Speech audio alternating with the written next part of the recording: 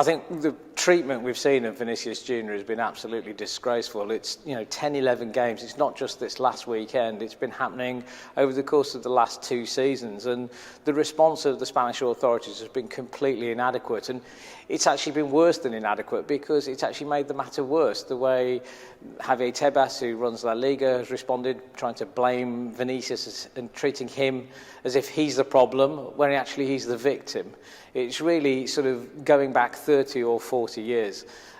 And really they need to get on with taking more concrete steps to kick discrimination out of Spanish football. It's not acceptable to have whole stands of fans doing monkey chants and making monkey noises and shouting monkey to Vinicius Junior. That's totally unacceptable. And there shouldn't be any deflection and making almost excuses for that kind of behaviour, which is what we have seen. They need to get on it, and if that means closing the stand, which they're doing for 5 games, that's a good step, and we welcome that. And the fines are a move in the right direction.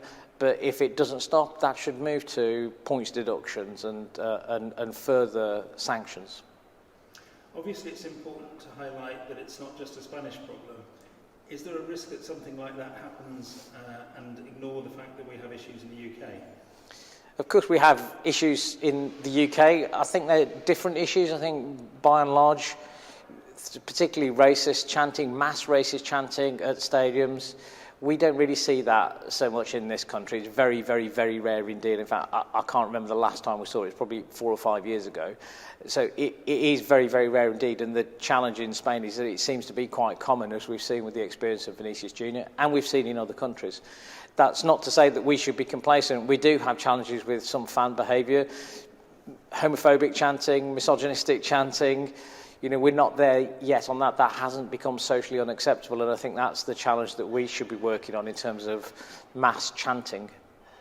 You partially answered this, but